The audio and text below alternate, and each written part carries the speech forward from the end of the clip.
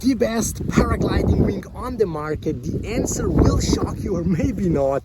Welcome to Addiction Happiness, guys. It's so great to see you here. Now, go to the comment section down below and comment your favorite paragliding wing. What is it, guys? Comment it down below. Also, smash that like button, guys. Let's fire up this video. Guys, I really appreciate every single one of you. It means so much. All of your support, your comments, feedback. Thank you so much. Now, the best paragliding wing on the market simply doesn't exist. Why? What I mean by that? Well, that one wing that would fit every single one of us doesn't exist because we have so many different flying styles, different idea about flying, different skills. However, there is the best paragliding wing for you. Yeah, that's right. How do you know which paragliding wing is the best for you? Or if you already have one? Well, there are a couple of things that I'm gonna talk about right now really quickly. And number one is that you should know what is your idea about flying. What flying style are you up to? What do you want to do? Is it cross-country flying? Is it hike and flies? Is it soaring, acro flying, speed flying? There's actually millions of flying options, different things that you can do. So this is the first thing to think about. And when you have this one, then you should look around yourself and simply recognize your terrain, see where you're gonna fly the most, right? Is it like nice grassy takeoffs? Is it up high mountain rocky takeoffs? Is it the dunes, sand, and all that? This is a big thing. I'm gonna talk about why in a moment, but first let's also talk about weather.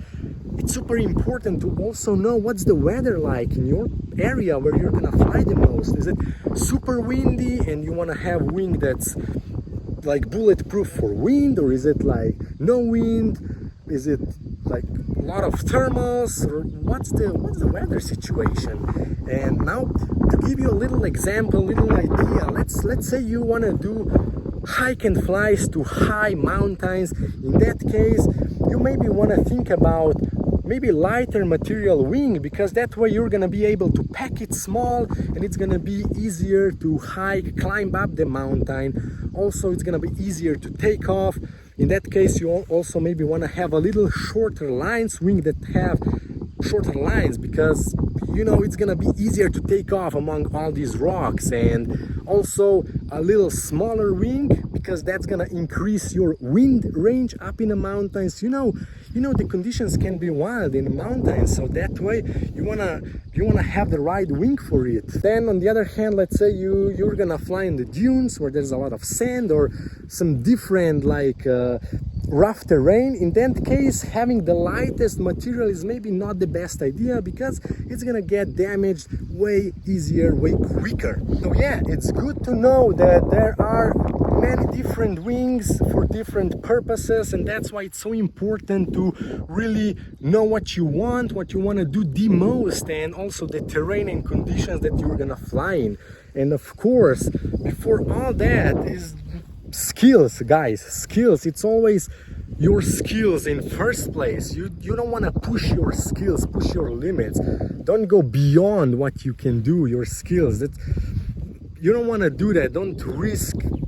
It's not worth it, guys. So yeah, skills first. Okay, so at the end of the day, what's gonna be the best paragliding wing?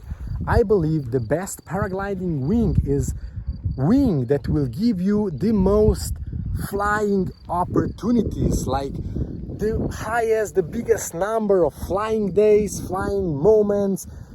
Isn't this what it's all about? It's about flying as much as possible, and you can only fly as much as possible if you have right wing for your skills, for your needs, for your wishes, your environment and conditions. Huh? Yeah, I mean, in my opinion, that's what it's all about, and that's why it's so important to pick the right wing for you, not just to look at someone else and say, wow, that's what I want. Don't compare yourself, guys. listen to yourself. What do you want and what's gonna give you the most flying opportunities for you? One advice that I can give you, sometimes it's maybe better to make a step back and just don't go and fly those highest performance possible wings, and maybe make a step back and fly something that you will maybe be able to push yourself a bit more and go beyond imagination, explore different conditions, different sites, things like that. That's maybe better than being on the edge, like very high performance and always flying on the edge, on the limit, and maybe sometimes be in situations asking yourself, you know what I'm saying? So yeah, maybe something to think about. Is it like better to be on the edge, this very high performance, and always fly on the edge, or make a step back and really be super confident and expand your possibilities of flying and, you know, your own limits? I'm not saying that you should push them and be all crazy, but maybe you can do something that's maybe beyond imagination in first place. That's something to think about. Let's go flying! Guys, as always, stay addicted to happiness, stay awesome, and I'll see you soon.